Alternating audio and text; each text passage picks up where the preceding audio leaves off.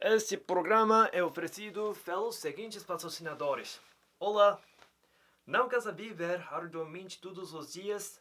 Hoje vou explicar porque muitas vezes é muito mais benéfico apenas ficar parado sem fazer nenhum esforço.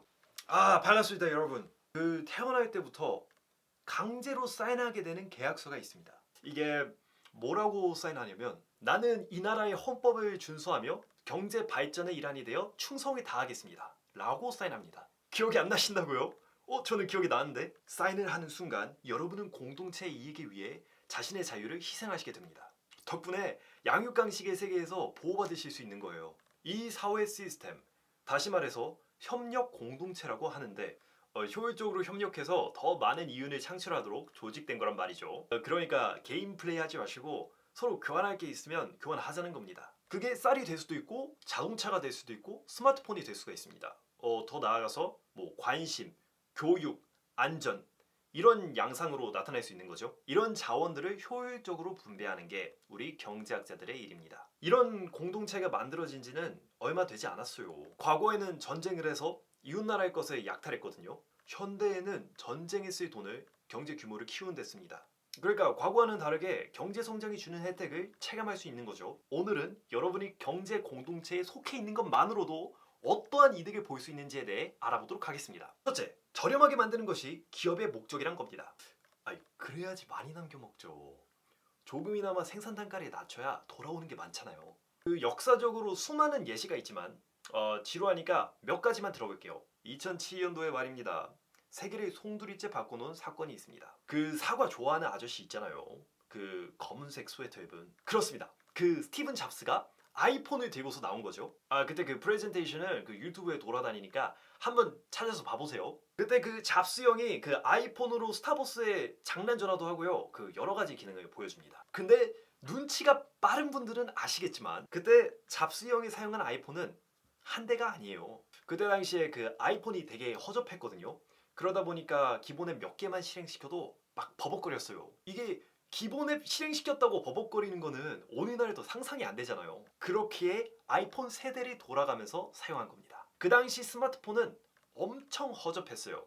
이게 불과 20년 전의 일입니다. 게다가 가격도 거의 직장인 한 달 월급? 이거랑 맞먹었거든요. 이렇게 혁신적인 제품은 처음 나오면 다 비싸요. 프리미엄이니까. 오호. 근데 지금은 어떻게 됐습니까? 한 달은커녕 그냥 하루만 일해도 10만 원짜리 살 수 있어요. 그냥 일반 스마트폰 살 수 있다고요. 아니면 중고로 사든가.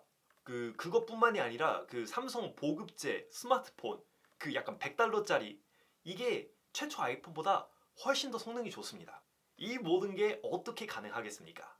다 경제 시스템 덕분입니다. 그 혁신적인 제품이 나오잖아요. 그러면은 그 제품에 대한 소비가 늘어납니다. 그럼 기업은 어떻게 하겠어요? 그거 대량 생산으로 전환한단 말이죠. 이 과정에서 앞다투어 경쟁이 일어나고 기업은 더 싸게 만들기 위해서 생산 인프라를 구축합니다. 뭐 유통망이라든지 아니면 자동 생산이라든지 이런 걸 구축하죠. 이렇게 관련 산업이 커지게 되면은 기술 발전이 되고 기술 발전에 더 많은 투자가 들어오게 돼요. 이런 과정이 극한에 달하게 되면은 여러분은 제품을 거의 무료로 쓸 수가 있습니다. 님, 근데 이거 거짓말 아니에요? 이거 거짓말인 것 같은데? 이게 역사적으로 되게 비일비재합니다. 대표적으로는 성경이 있겠네요.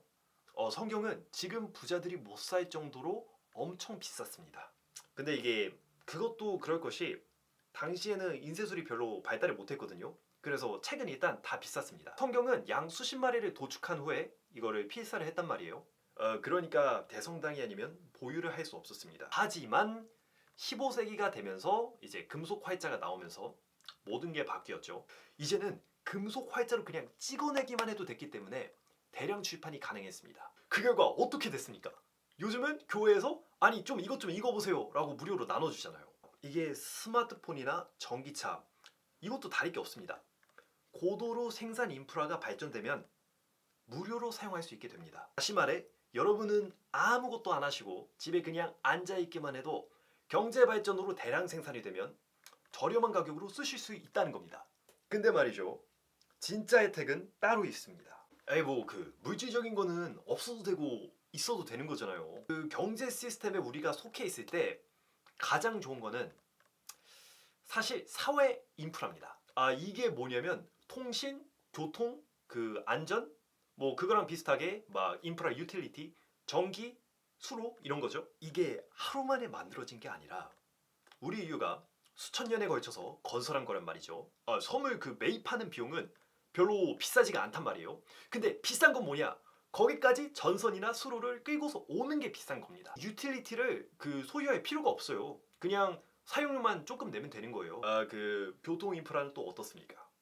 그 필리핀에 왜 스페인 혼혈이 조금밖에 없는지 아시나요? 스페인에서 필리핀까지 가는 배가 1년에 2척밖에 없었어요. 그것뿐인가요? 그 가는 비용도 겁나 비쌌다니까요. 엄청 비쌌어요. 그리고 가는 데만 1년이 걸렸습니다. 근데 지금은 어떻습니까?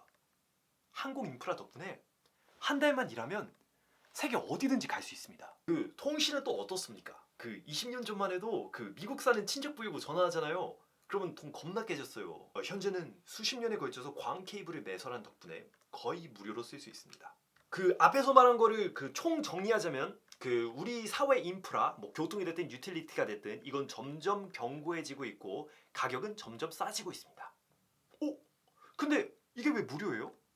그거 바로 여러분이 태어나실 때 그 사회 시스템에 통합되겠다고 사인을 하셨기 때문입니다. 그러면 대량 생산과 사회 인프라가 만나면은 어떻게 될까요? 적은 자원과 노동력으로 어마어마하게 생산할 수 있습니다. 시장의 수요보다 생산품이 많아지게 되면 디플레이션이 일어나고 이로 인해서 잉여 생산물이 쌓이게 됩니다. 다시 말해서 여러분은 아무것도 안 하고 그냥 집에만 앉아 있어도 저렴한 가격에 상품을 쓰실 수 있는 거죠. 아니, 이게 거짓말 같다고요? 이미 인구의 절반은 노동을 안 하고 있습니다. 뭐 중산층은 말할 것도 없고 뭐 청소년이라든지 뭐 노인분 같은 경우에는 그 일 안 해도 나라에서 지원금이 나오잖아요. 뭐 그 지원금으로 풍족한 삶은 살지 못하겠지만 100년 전 사람들이랑 비교했을 때는 훨씬 더 풍족한 삶입니다. 저는 여러분이 집에서 손가락이나 빨라고 이렇게 말하는 게 아니에요. 인생을 비관적으로 보지 말라고 하는 얘기입니다. 세상은 점점 좋아지고 있다고요. 여러분이 직접적으로 기여하는 게 없다고 해도 말이죠. 여러분이 납부하시는 세금, 여러분이 그냥 소비를 하시는 것만으로도 간접적으로 이 세상의 발전에 기여하시고 있는 겁니다.